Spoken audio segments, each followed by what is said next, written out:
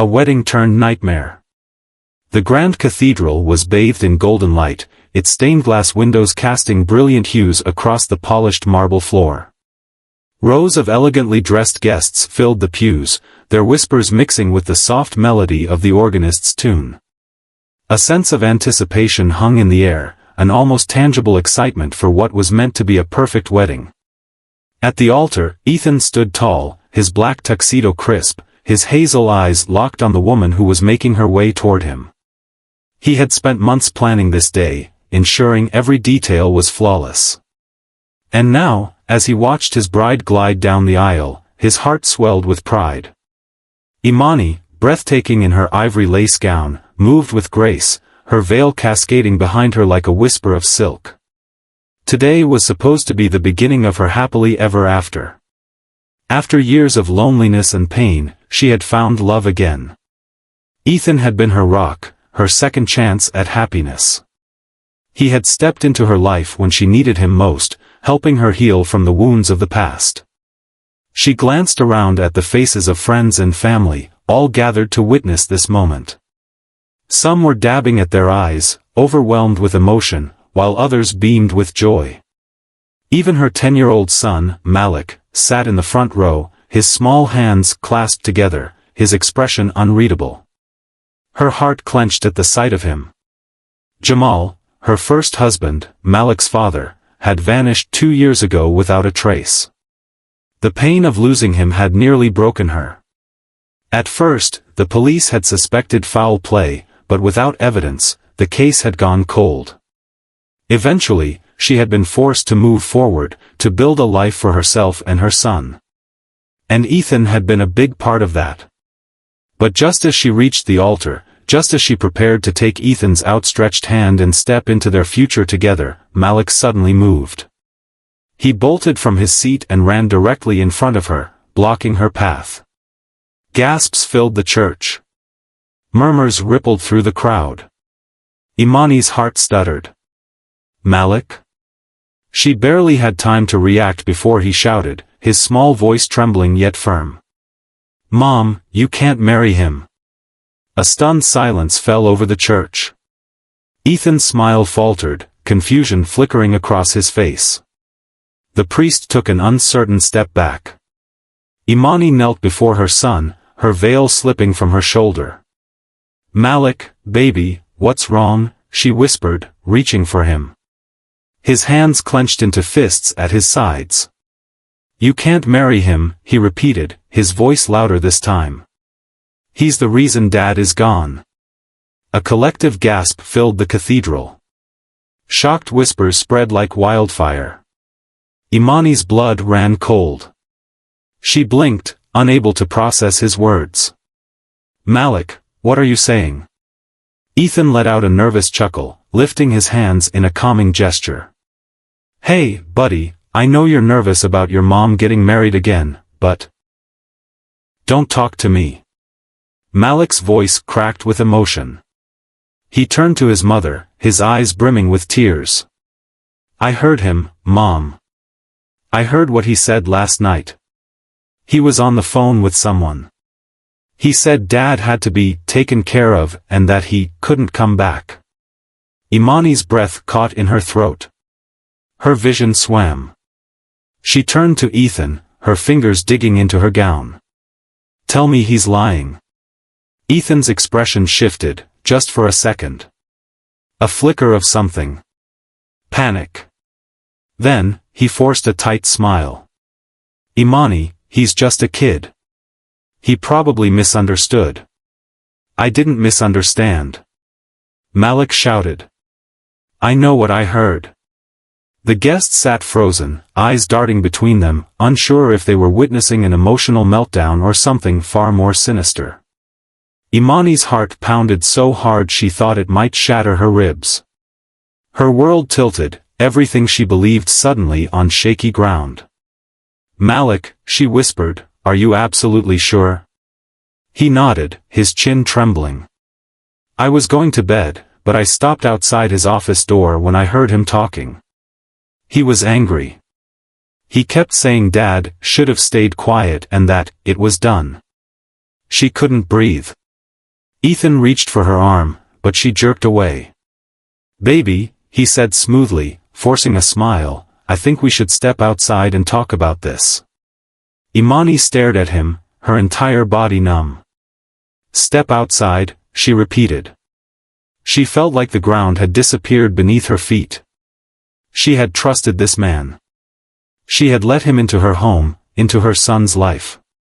Had she been sleeping beside a liar? A monster?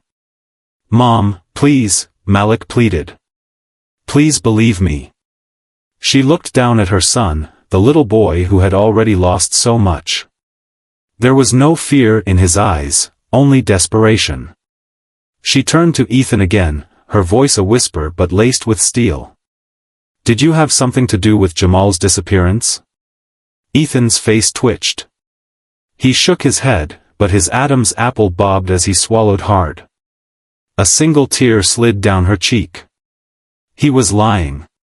The cathedral, once filled with joy, was now suffocating with tension.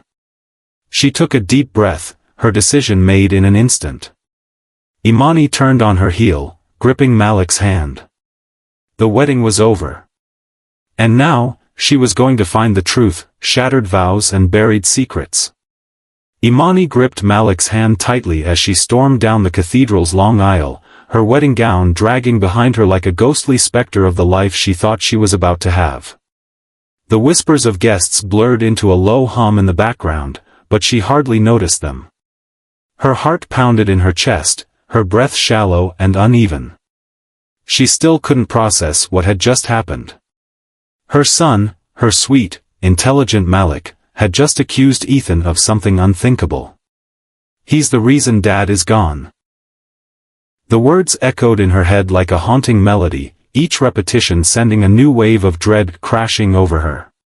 She wanted, no, needed, to believe there was some logical explanation, that Malik had misunderstood, that Ethan had simply been talking about something else. But deep in her gut, a darker possibility churned. The flicker of panic on Ethan's face. The way his voice had tightened when he tried to dismiss Malik's claim. The moment she had pulled away from him, and for the briefest of seconds, his eyes had flashed with something dangerous. Imani reached the cathedral doors, pushing them open with trembling hands. Cool air rushed against her flushed skin, a stark contrast to the suffocating warmth inside. Malik tugged at her arm. "Mom, where are we going?" She glanced down at her son, his eyes still red from unshed tears. He was scared, but also determined. "We're going home," she said firmly. Malik nodded, though uncertainty lingered in his expression. "What about Ethan?" Imani exhaled sharply. She didn't have an answer. She had spent the last 2 years believing Ethan was a good man, a savior who had stepped in during her darkest times. But if what Malik said was true, then she had been sleeping next to the man who had taken Jamal from them. Her stomach twisted. She was still deep in thought when a voice rang out behind her. "Imani, wait." She stiffened. "Ethan." Her grip on Malik instinctively tightened. She turned slowly, her expression unreadable. Ethan stood in the doorway, his tuxedo still pristine despite the chaos, but his face was a different story. He was pale, his jaw tense, his hazel eyes flickering with something between desperation and calculation. "Baby, please," he said, taking a careful step forward, "just listen to me." "I did listen," she said, her voice sharp like a blade. "I listened to my son. And I saw the look on your face when he said those words. So tell me, Ethan, are you guilty?" His expression hardened, just for a second, before softening into something more rehearsed. "Of course not," he said smoothly. "You know me, Imani. You know me. Malik is just confused, he's upset about the wedding, about me stepping into Jamal's place. I heard you," Malik interrupted, his small voice laced with steel. He took a step forward, his shoulders squared. "I heard you say my dad had to be taken care of." Ethan's jaw clenched. His fingers twitched at his sides. And that was all the confirmation Imani needed. She felt something inside her snap, the love, the trust, the safety she had once felt in Ethan's presence evaporated, leaving behind only raw, burning betrayal. "Stay away from us," she said, her voice low but unyielding. A muscle in Ethan's jaw jumped. "Imani, don't do this. I should have done it sooner." With that, she turned and walked away, her wedding dress billowing behind her like a flag of surrender, or maybe defiance. Malik followed closely, his small hand still gripping hers like a lifeline. They didn't stop until they reached her car. Sliding into the driver's seat, Imani shoved the key into the ignition with shaking hands. The engine roared to life, but for a long moment, she didn't move. She just sat there, gripping the steering wheel so tightly her knuckles turned white. Malik sat beside her, silent. Then, in a small voice, he whispered, "Mom, what are we going to do?" She swallowed hard, glancing at him. Her son. The only thing that had kept her going after Jamal disappeared. "We're going to find out the truth," she said. And if Ethan had something to do with Jamal's disappearance, she was going to make him pay.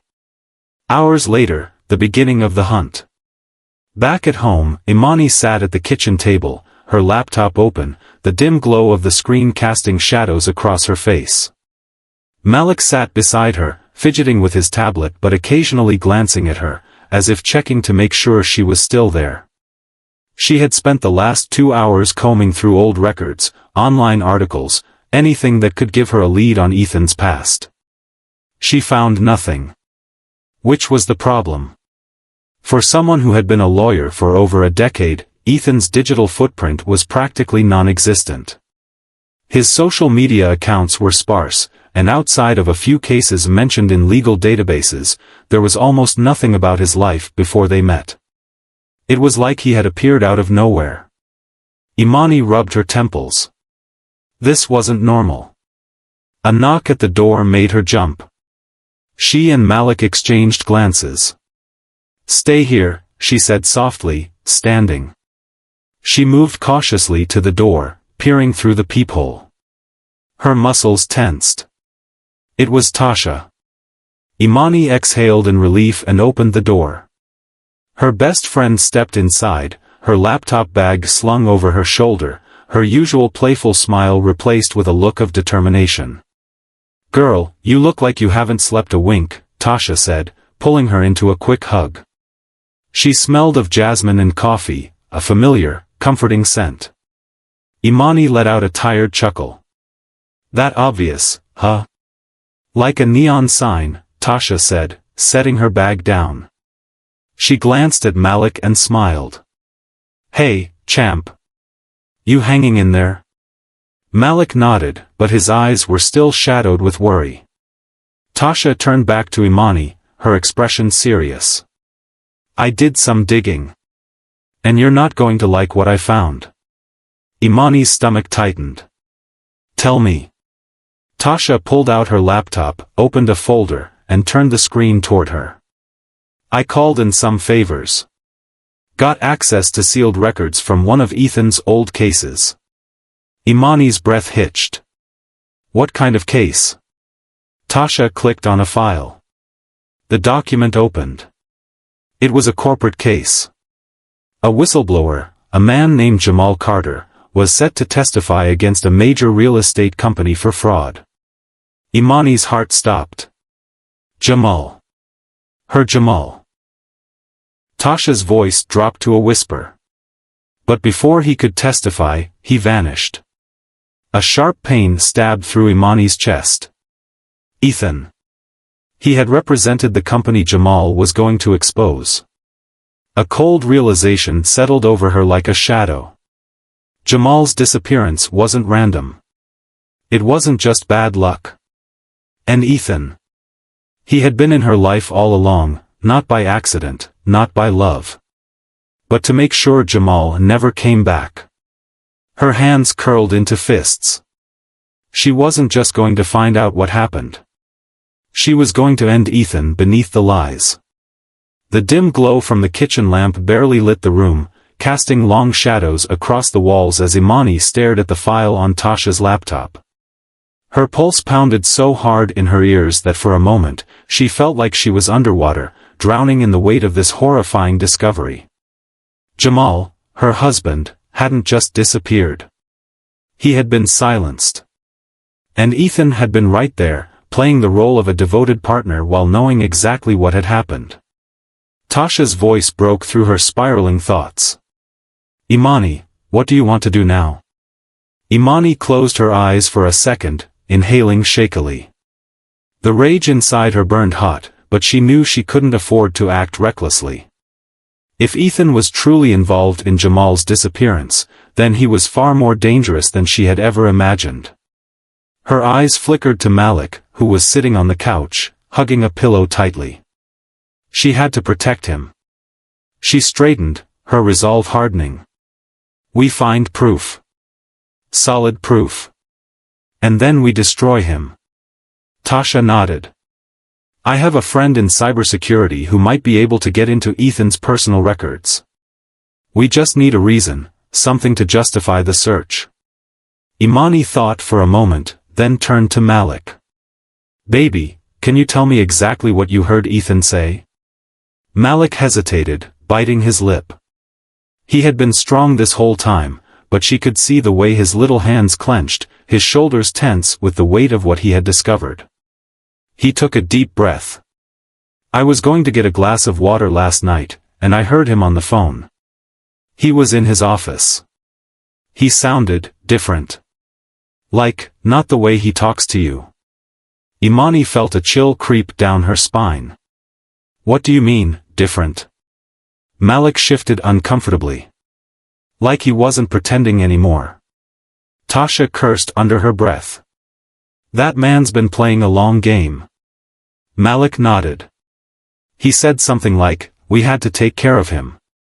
He was never supposed to come back. Imani's breath hitched. Her worst fears were confirmed. Malik continued, his voice quieter now. Then he said, she doesn't know anything. And she won't. I've got it under control. The room was silent for a long time. Then Imani stood. Tasha, she said, her voice steady but filled with steel. Call your cybersecurity friend. I want everything on Ethan. Everything. Tasha nodded and pulled out her phone.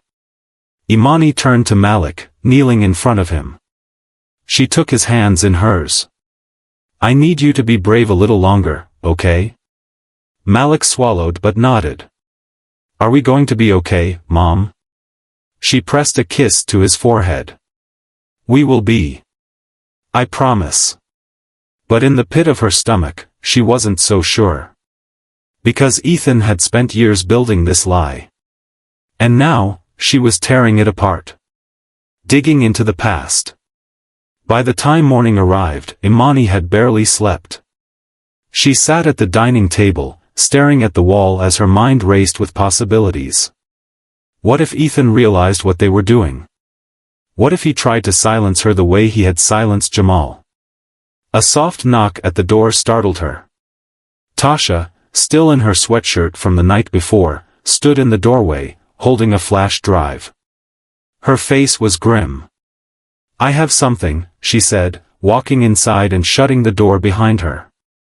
Imani's pulse quickened. What is it? Tasha pulled out her laptop and inserted the drive. A few clicks later, a file opened on the screen. Ethan has offshore accounts, she said, pointing at a set of transactions. Money moving in and out, large amounts. And look at these payments. Imani leaned in, scanning the screen. The payments were labeled under different company names, but something caught her eye. One of the payments had a memo attached. Final settlement, JC Disposal. JC. Jamal Carter. Imani's hands clenched into fists. She had her proof. Ethan hadn't just been involved. He had paid for whatever had happened to Jamal. Tasha exhaled sharply. This is bad, Imani. Imani's voice was ice. No, Tasha. This is war. A dangerous move. Imani took the flash drive and tucked it into her pocket. We need to go to the police. Tasha hesitated. Are you sure? Ethan's powerful. He has connections. You don't know who he's bought. Imani's stomach twisted. She knew Tasha was right. If Ethan had gone this far to bury Jamal's case, he wouldn't let a simple police report bring him down. They needed another plan. What if we take this to the press? Tasha suggested. Imani's mind raced. The media. It was risky, but if they got this information into the right hands, Ethan wouldn't be able to silence it so easily. I know someone at the Tribune, Tasha continued. A reporter who's been looking into corporate corruption cases. Imani nodded. Do it. She glanced at Malik, who was watching from the couch, his face tense with worry. We're leaving town, she said suddenly. Tasha blinked. What? Imani's gaze hardened. If Ethan realizes we're onto him, we won't be safe here. Not until this story is out. Tasha nodded slowly. I'll book us a motel under fake names. Imani exhaled. This was happening. She turned to Malik, her heart aching at the fear in his eyes. We're going to be okay, baby, she whispered, hugging him tightly. But she knew Ethan wouldn't go down without a fight. And if he came after them, she would be ready. Ethan strikes back. The next morning, Imani packed a small bag for herself and Malik. As she zipped up the suitcase, her phone vibrated. A text from an unknown number. You're making a mistake, Imani. Her blood ran cold. Another text came through. Turn back now. Or you won't like what happens next. Imani's breath hitched. She showed Tasha the messages, her hands trembling. Tasha's face darkened. He knows. Imani's grip tightened on her phone. Ethan was watching them. And he wasn't going to let them go that easily. But she wasn't that naive woman anymore. If Ethan wanted a fight, he was about to get one. The trap is set. The moment Imani read the text, her stomach knotted with fear. Ethan knew. He was watching them. And that meant they had little time left. Her hands trembled as she locked eyes with Tasha. We need to move. Now. Tasha didn't hesitate. She grabbed the suitcase from the bed and nodded toward the door. I already booked the motel. It's 2 towns over, under fake names. We should be safe there. Imani swallowed hard, forcing herself to stay focused. I need to get Malik from school first. We'll meet you there. Tasha hesitated. Are you sure? What if Ethan's watching the school? A shiver ran down Imani's spine. She had to risk it. Malik needed to be with her. She tightened her grip on her phone, took one last deep breath, and headed for the door. A mother's instinct. The drive to Malik's school was the longest 10 minutes of Imani's life. Every car in her rearview mirror felt like a threat. Every red light stretched endlessly, making her pulse pound harder. By the time she pulled into the school parking lot, her fingers were gripping the steering wheel so tightly that her knuckles were white. She checked her phone. No new messages. No more threats. Maybe Ethan was bluffing. Or maybe he was waiting for her to slip up. She stepped out of the car and scanned the area. Parents were chatting in small groups, waiting for their kids.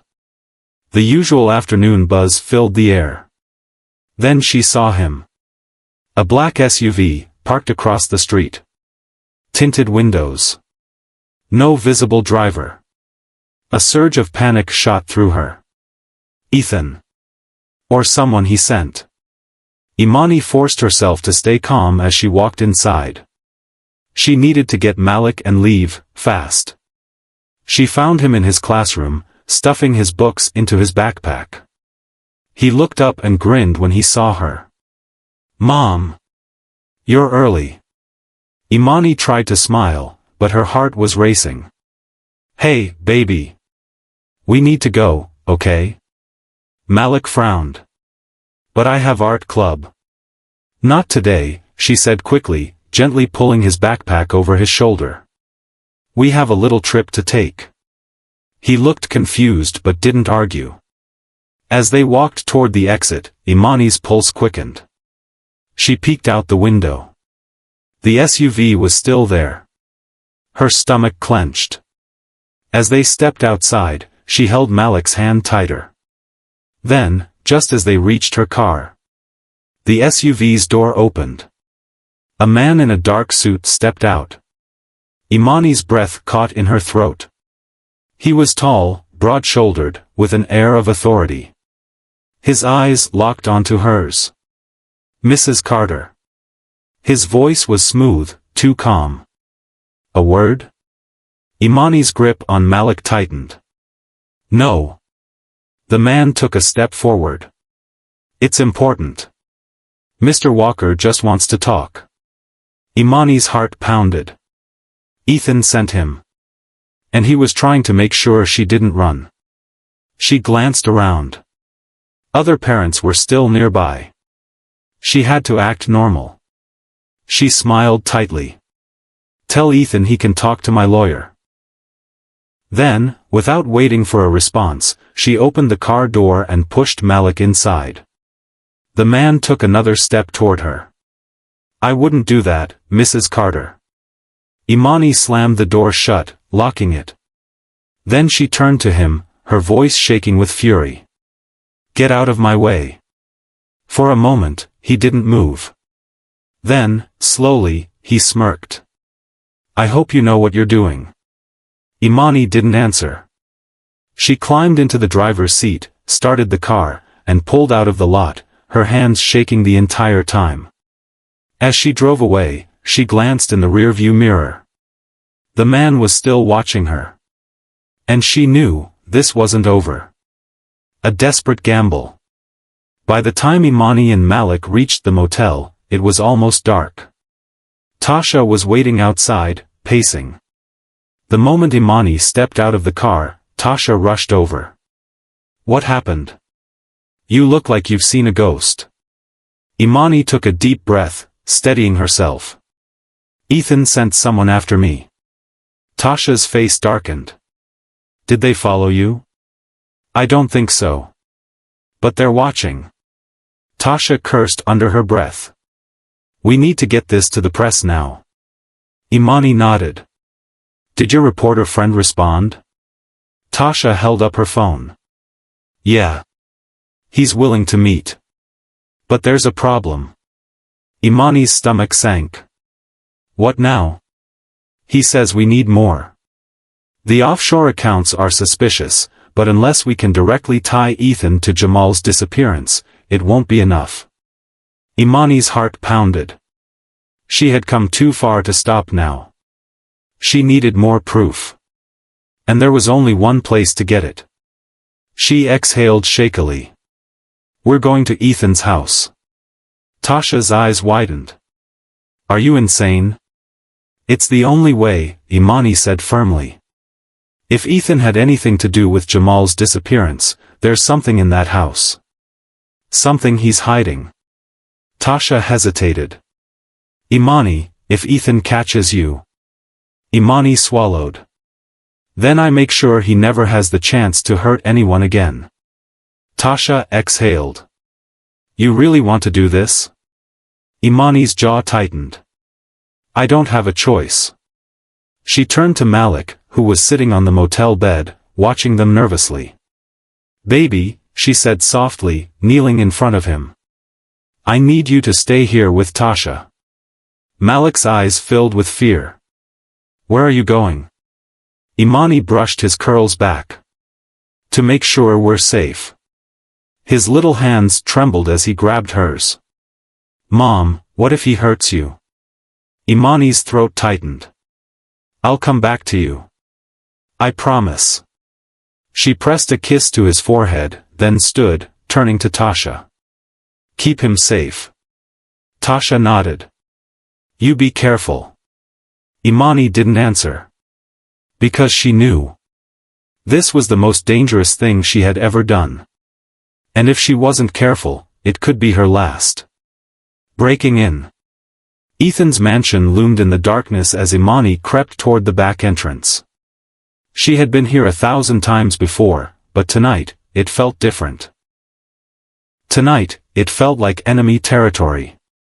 Her hands were slick with sweat as she slipped inside. The house was eerily silent. She moved quickly, heading straight for Ethan's office. The desk. The cabinets. The safe. There had to be something here. Her hands shook as she searched through his drawers. Then. A file. She pulled it out, her heart pounding. She flipped it open. And then. She stopped breathing. Inside was a contract. A hit contract. Signed by Ethan Walker. The target? Jamal Carter. Imani's stomach churned. He hadn't just been involved. He had ordered Jamal's death. Her hands trembled as she took photos of the document. She had her proof. She turned to leave. And froze. A shadow moved in the doorway. Then. A voice. Cold. Amused. Going somewhere, sweetheart? Ethan. And he wasn't alone.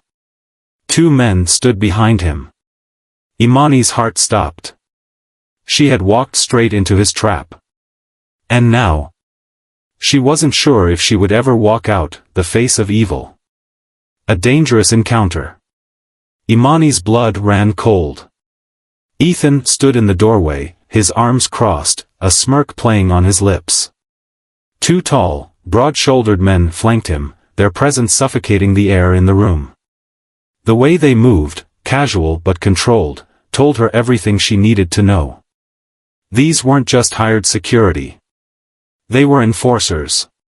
Ethan let out a slow chuckle as he leaned against the doorframe. Well. I have to admit, I didn't expect you to break into my house. Imani gripped the folder tighter, feeling the sharp edges press into her palm. She had proof. But she was also trapped. She needed to think fast. Ethan's eyes flickered to the document in her hands. His smirk widened. Looks like you found something interesting. Imani forced herself to stay calm, masking the sheer terror clawing at her chest. You had Jamal killed, she said, her voice sharp, steady. Ethan exhaled dramatically, shaking his head. Is that what you think? He clicked his tongue, then turned to his men. Hear that, boys? My fiancée thinks I had her ex-husband murdered. What a shame. One of the men chuckled darkly. The other didn't react, his face cold, impassive. Imani swallowed the bile rising in her throat. This wasn't a game. Ethan was toying with her, but the moment he decided she was no longer useful. She wouldn't make it out of this house. A desperate gamble. She took a slow step backward, her eyes scanning the room for anything that could be used as a weapon. A heavy paperweight.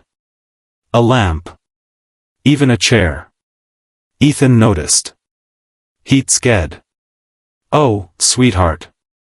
He took a step closer. You don't really think you can fight your way out of here, do you? Imani's heart pounded. No. But she could outsmart him. She exhaled slowly, loosening her shoulders. Then, she smirked. Ethan's eyes narrowed slightly. What? He asked, suspicion creeping into his voice. Imani let out a soft laugh. You're too late. Ethan stilled. Excuse me? She held up her phone. Everything in this folder? It's already been sent. A flicker of something dangerous passed through his eyes. You're bluffing. Imani tilted her head. am I? His jaw clenched. He was trying to read her, trying to decide if she was lying. She wasn't. Before she had even stepped foot into his office, she had set up an automatic email to Tasha, Malik, and her reporter contact. If she didn't check in every 30 minutes, everything would be released. If she disappeared, the world would know exactly why. Ethan exhaled through his nose, his expression shifting. For the first time, he didn't look so confident. He looked trapped. Turning the tables. The men beside him shifted uncomfortably. "Boss?" one of them asked. Ethan didn't answer. He was staring at Imani, his jaw tight, his mind racing. Imani took the opportunity. She turned her gaze to the two men, speaking clearly, her voice unwavering. "I don't know what he's paying you," she said, "but I guarantee you it's not worth being an accessory to murder." The taller of the two men frowned slightly. Imani pressed on. "I have everything on Ethan," she continued. "Bank records. Offshore accounts. Evidence that he paid to have my husband killed. If something happens to me, the FBI will be here before you even have time to leave town." The second man, the one with the impassive face, exchanged a glance with his partner. Imani could feel the shift in the room. Ethan noticed, too. His nostrils flared, and his face twisted into something ugly. "You really think you're smart, don't you?" he snarled. Imani didn't flinch. "I think I just won," she said. Ethan moved fast, his hand shooting toward her wrist. She barely dodged him, stumbling backward, knocking over a chair in the process. That was all the distraction she needed. She lunged for the lamp on the desk and swung. The ceramic base smashed against the side of Ethan's head with a sickening crack. He cursed, stumbling, clutching his head. The taller enforcer moved toward her, but the other one, the quiet one, held him back. "She's right," the man muttered. "We need to go." "What?" his partner hissed. "This is too hot. I'm not going to prison for him." He jerked his head toward Ethan, who was still groaning in pain. The taller man hesitated, then cursed under his breath. They both turned and walked out, leaving Ethan alone with Imani. Ethan lifted his head, blood trickling down his temple. He let out a humorless laugh. "You have no idea what you've just done." Imani stepped closer, looking him dead in the eyes. "Oh, I do," she whispered.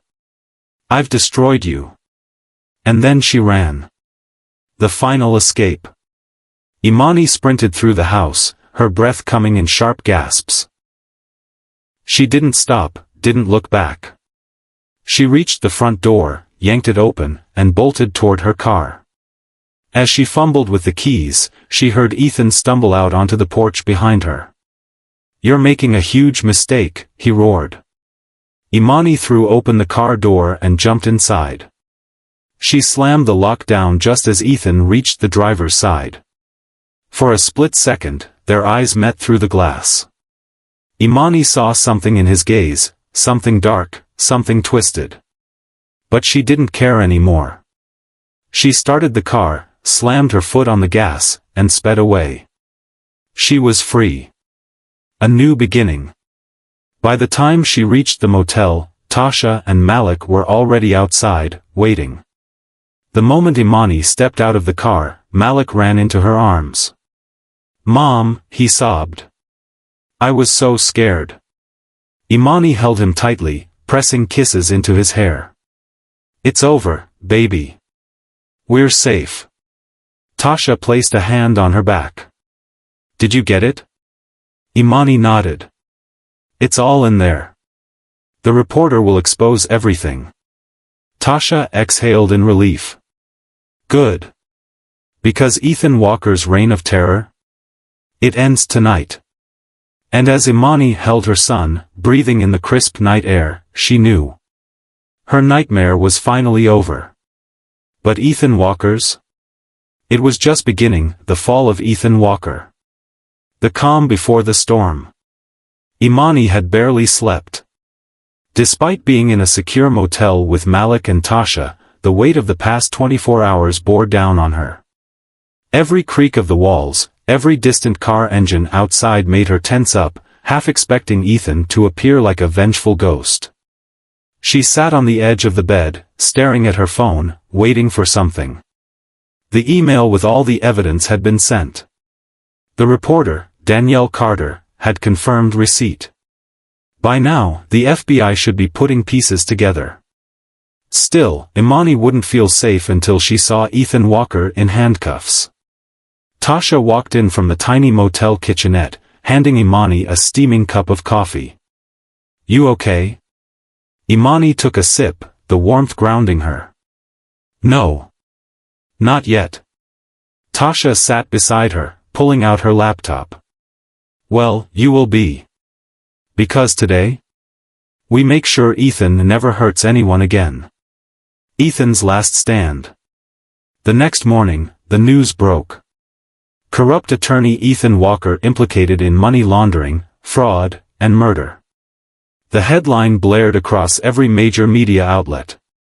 Ethan's face, once the picture of a successful, well-respected lawyer, was now plastered across screens as the man who had built his empire on deception, betrayal, and blood. Social media exploded with theories. Journalists dug up more skeletons from Ethan's past. But that wasn't enough. Imani knew Ethan. He wouldn't go down without a fight. And she was right. Because just hours after the story broke, a black SUV pulled up outside the motel. Imani's stomach dropped. She barely had time to react before her phone rang. It was Ethan. Tasha looked at the screen. "Are you seriously gonna answer that?" Imani's hands shook as she pressed accept. The monster's plea. "Hello, sweetheart," Ethan's voice was eerily calm, like they were still engaged, like he hadn't tried to have her silenced just yesterday. "Why are you calling me?" Imani demanded. Ethan sighed dramatically. "Because you've made a very big mistake." She clenched her jaw. "No, Ethan. You made the mistake. And now the whole world knows exactly who you are." A dark chuckle came through the speaker. "And yet, I'm not in handcuffs." Imani stiffened. "I still have friends in high places," Ethan continued. "That means I still have power. And you? You have nowhere to hide." Tasha mouthed, "Hang up." But Imani wasn't done. "What do you want?" she asked. "To make you an offer." Imani rolled her eyes. "You're delusional." "Am I?" he mused. "I'm willing to let this all go. I'll disappear. You and Malik can move on. All I ask is that you retract your story." Imani's blood boiled. "You killed my husband. You lied to me for years. And you think I'd let you just walk away?" Ethan sighed, as if she were being difficult. "I'm giving you a way out, Imani. Because if you don't take it." A loud bang sounded outside. Tasha jumped up. What the hell was that? Imani ran to the window. The SUV was still parked. But now, a man was standing beside it. Holding a gun. Her breath caught. "Ethan," she whispered. His voice dripped with amusement. "I told you, sweetheart. You have nowhere to hide." A mother's fury. Imani's hands shook, but not with fear. With rage. Ethan had stolen everything from her. Her husband. Her peace. Her future. And now, he was threatening her son. No. Not this time. Tasha was already moving. "We need to get out of here." Imani turned to Malik. He was staring at her, wide-eyed, frozen in fear. She crouched in front of him, gripping his shoulders. "Baby, listen to me. I need you to stay close, okay?" He nodded quickly. Tasha grabbed her car keys. Back door. Let's go. Imani took one last deep breath. Then they ran. The chase. The motel's back exit led to an alley. Tasha's car was parked nearby, but they weren't alone. Two of Ethan's men were already waiting. *T, Tasha muttered. Imani tightened her grip on Malik's hand. Then. Tires screeched. A second car pulled up, this one different. Dark-tinted windows. And then. A voice boomed from a megaphone. FBI. Drop your weapons. Ethan's men froze. More cars swarmed in, agents pouring out, guns raised. And stepping out of the lead vehicle. Danielle Carter. The reporter. Tasha grinned. Now that's good timing. Imani exhaled, gripping Malik's hand. It's over. The end of Ethan Walker. Ethan himself wasn't at the scene. But he didn't need to be. Because by nightfall, he was in custody. The feds had raided his office, his home, and his offshore accounts. There was no escape this time. And as Imani sat in the motel room, watching the news, she finally felt something she hadn't felt in years. Relief. Malik curled up beside her, his head resting on her shoulder. He can't hurt us anymore, right? Imani kissed his forehead. No, baby. He can't. Tasha smirked. Not unless he gets Wi-Fi in prison. Imani laughed, a real, genuine laugh. For the first time in years, she could finally breathe. Ethan Walker was gone. And she? She was free. Epilogue, a new beginning. Months later, Imani stood at Jamal's grave. The sun was warm. The air was fresh. Malik was nearby, playing with a dog they had just adopted. She placed a single white rose on the headstone. I did it, Jamal, she whispered. We're safe. Malik is safe. I promise I'll protect him with everything I have. A breeze rustled through the trees, almost like an answer. Imani smiled. Her story wasn't over. But this chapter? It was finally closed.